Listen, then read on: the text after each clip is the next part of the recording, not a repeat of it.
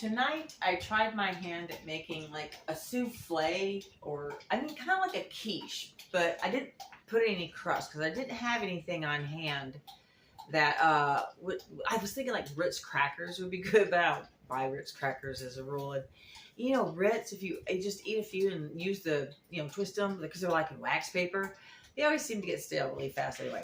But anyway, so I made this with spinach that needed to be used, and it was kind of wilted too much for a salad.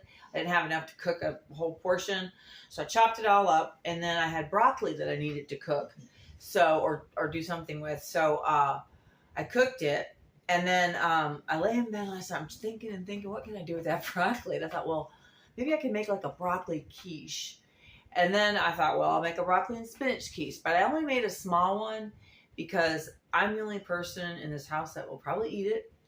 I figured out why JJ isn't gobbling up my food now. The way he does everything. Anyway, I'm going to cut a piece of this and try it on camera and see how it tastes.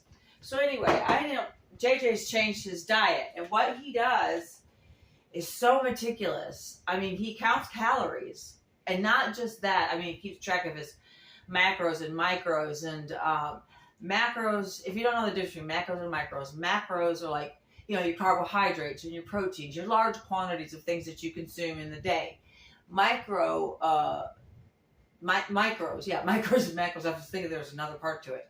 Micros are like vitamins, all the little tiny things. You know, you don't need like a ton of these. You know, you get them in multivitamins or in, you know, your supplements. So that's the difference between macros and micros. So he counts all that. He weighs his food and measures everything. And that's why he's not eating my cooking, because there is not an accurate enough way for me to break down what I make to his satisfaction. I tried it.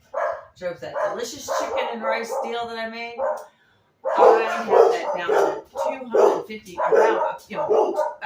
about. I couldn't say it was exactly. About. I mean, I had math. I had like 3 little notebook pages of math. Excuse me. Hey, you guys, shush. Good job. You know what? You're doing a really good job. Yes. I didn't mean to shush you. You're doing such a good job scaring away the bad guys. Okay, but I think they're gone. You better go check the way far into the house.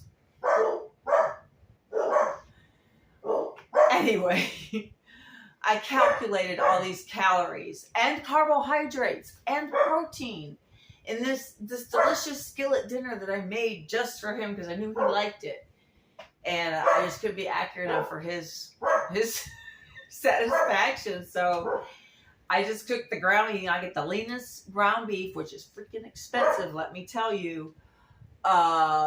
And I cook that for him. And then I get all the other, you know, he uses minute rice. He pretty much makes, I cook him the egg thing that I had made a video about, you know, 3 servings of egg whites and 3 eggs. You know, I'll make any concoction of that he asked me to make, but it's not like cooking for him at all. I mean, he pretty much does it all because he's so meticulous. So anyway, back to my quiche or my souffle. Don, he might like it. I think it is going to be solid. I'm going to use this spatula. Or, you know, there's in home ec class when I was in middle school. I took home ec in middle school. This apparently is not a spatula. This is a pancake turner, I think she said. No. Maybe it was rubber. No, this was a spatula, but hold on. It's great job, Nikki. Great job. This I always call a spatula, and I've always called this a spatula, but apparently this is a rubber scraper, and this is a spatula. And I think I've heard it even more specific. It's a pancake turner, but you know, what if you don't eat pancakes? Anyway, so I'm gonna use this tool, kitchen utensil, to try and get this. Oh, it held together. Ooh, boy. This is gonna be so low carbohydrate that I can eat as much, well, not as much, don't go crazy. Eat my seedy bread. I'll tell you about my seedy bread while we try this. Okay, let's see. It should still be warm.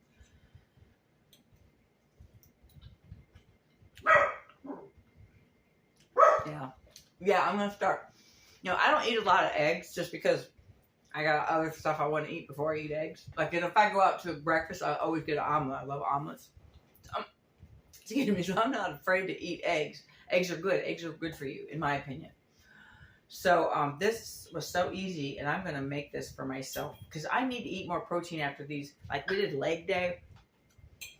Usually after leg day, you should both get as much protein as you can. So I'm going to eat a big plate of this. All right. Okay. And then I'm going to, oh wait. And if I'm still hungry, I'm going to eat my signature salad. I've been making these 2 at a time. I have these big rubber bowls and with tops on. So I'll put all, not rubber, you know, like Tupperware, whatever. Put all the ingredients in and shake it up really well and then split it between 2 portions. So I got one ready to go. And with the olive oil and everything on it and no cheese, no salt. Well, no, actually my string cheese is in there, but I cut it into chunks. It all holds really well in the refrigerator. It's almost better 1 or 2 days afterward because everything's just meshed together, all the flavors. So if you don't know what's in my signature salad, go back to, I don't even know what episode this is. I mean, I got like 40 of these dumb, they're not dumb. They're fun to me. I don't, you know, I love doing it. So what was I saying? Oh yes. So if I'm still hungry after my souffle, I'm going to eat some signature salad. And then of course top it up with some Diet Coke over ice. So this was a delicious concoction of mine, and I'm going to put this in the rotation. So I'll talk to you guys later.